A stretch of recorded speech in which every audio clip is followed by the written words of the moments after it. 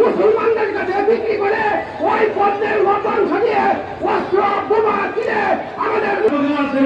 যদি কোনো মুসলমান ভাই থাকেন উনি বক্তব্য দিতেছেন আমরা কিভাবে হামলা হয়েছে